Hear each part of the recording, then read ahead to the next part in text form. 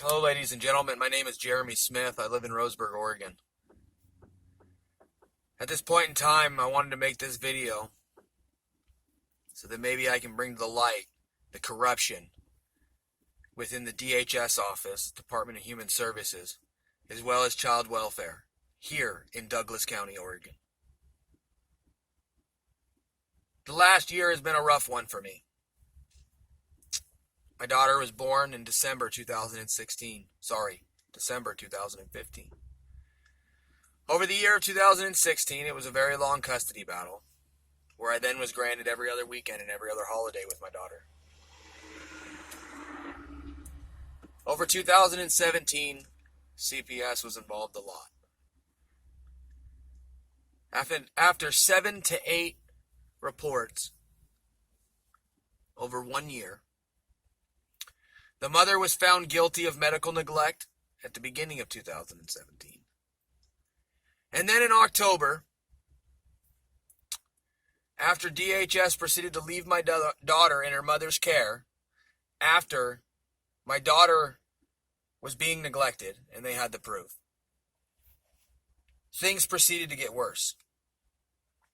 Over 2017, the mother started doing methamphetamine again. And on October 25th, 2017, as the mother was high on meth and her boyfriend was high on meth, she decided to go outside and smoke a cigarette as she left her boyfriend in the house beating my daughter because she was tired of hearing my daughter cry. Now, some may say this is hearsay, but I want to let everybody know that what I am stating is the information that the mother has admitted to DHS. It's within the paperwork.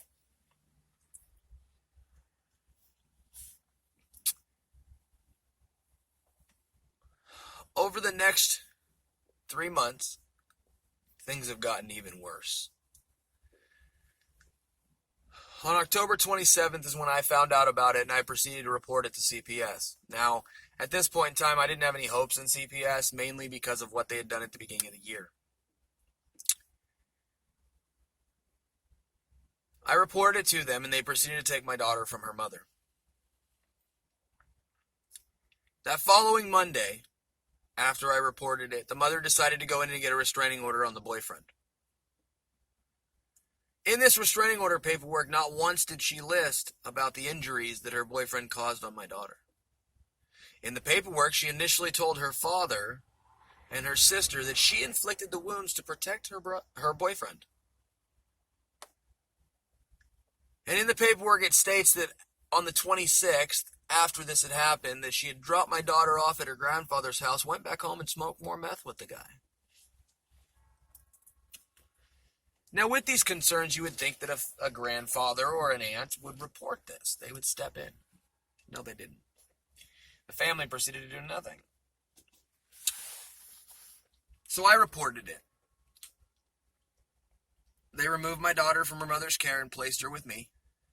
And after a little over 2 weeks of her being with me, because of a fraudulent report that they got, they pulled my daughter from me. Now, I want to throw out that I have no criminal history besides traffic citations. I have a full-time job. And I've never done drugs. Never. I don't have any alcohol charges, no drug charges, no nothing. So they pulled my daughter from me the Friday before Thanksgiving. Over Thanksgiving week, it was pretty difficult fighting it out with DHS over this fraudulent claim that they got about domestic violence. So in the process of them pulling my child, on Thanksgiving morning, I received the worst phone call of my life. My father, a tow truck operator of 37 years, had a massive heart attack in his sleep and passed away.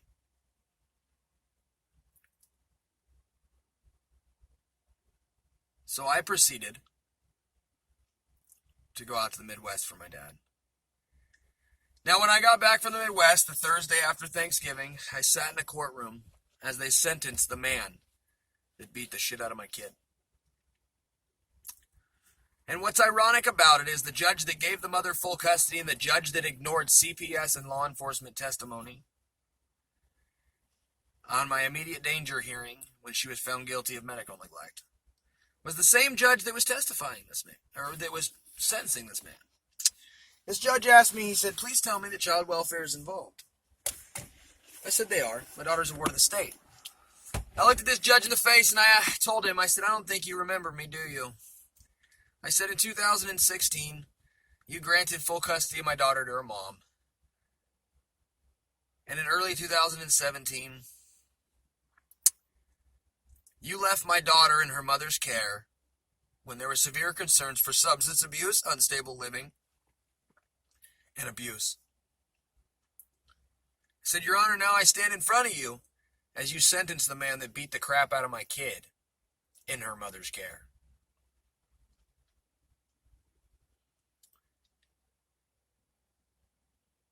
After this, the next day I proceeded to have another meeting with DHS.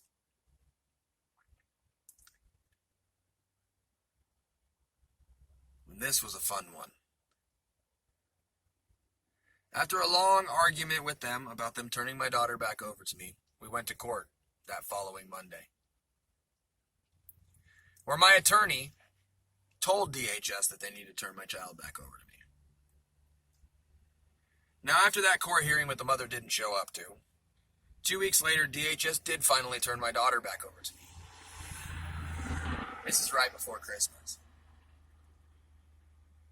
So, as I proceeded to have my daughter, on January 3rd, DHS backed out of the investigation and removed my daughter from being a ward of the state, leaving her with me, meaning I had to file for custody. So over January, we're getting a stable place to live, a full-time job, working a lot of side jobs, doing everything I can to come up with the money needed to take care of my daughter. Her mother decided to drop out of rehab after only 1 week against medical advice and show up at my daycare provider's house while I was at work and take off with my daughter.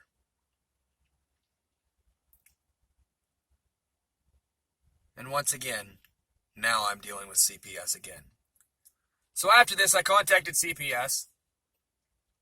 They've made my daughter a ward of the state again. But this is where the kicker is. They placed my daughter with her mom. I can't make this up. They placed my daughter with her mother.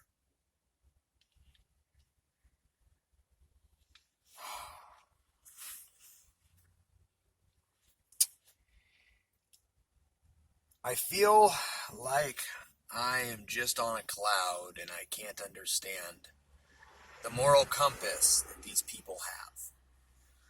You work in a Department of Human Services designated towards children and the safety and well-being of children, yet you can't do your job. Like I said, I have a full-time job, no criminal record outside of traffic citations. I work full-time. I have daycare. I have means of taking care of my daughter and keeping her safe. And they refuse to give her back to me now. Not but a couple weeks after CPS didn't want the mother anywhere near her. Now let me also add into this that now I'm only allowed to have supervised visits with my daughter once a week. So I go from having every other weekend to having my daughter full-time because her mother's a meth head junkie. And now I only get to see my kid, well, it's supervised at a facility? How is this okay? So now I'm being blasted here as the angry one and having anger problems because I feel like I'm at this brick wall where nobody listens. I've reported multiple times. I call and leave messages. I show up at the office. I'm missing work to file these claims and these reports and all this stuff, and I get ignored. I don't get a single phone call back. I get the runaround from the CPS worker who just completely has screwed her job off. And now I have an anger problem because I'm irritated and I can't take it anymore. My daughter is all that matters to me. She's my world, and I won't stop until I know she is safe. Isn't that what any parent's supposed to do? Do I not have the right to be pissed off and mad because the system is so corrupt that they can't keep a child safe?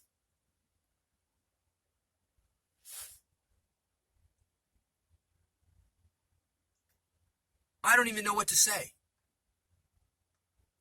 I just don't. I tell you right now, I pray to God that something changes. Because our system is so corrupt that kids are dying because of it. Not but a few months ago, I believe it was, here in Douglas County, a kid in foster care got a hold of a gun and murdered his sister and his foster care people. Are you kidding me? DHS didn't see this coming. They didn't have some concerns, some reports. Who's screwing the pooch here?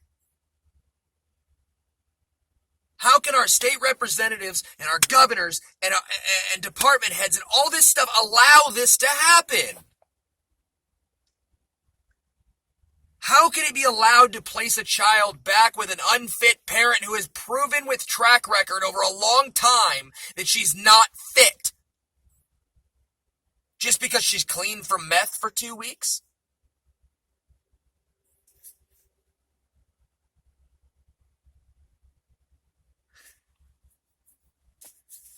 I tell you all right now, this won't be my last video. I will not stop fighting for my daughter, and I won't give up. Ever.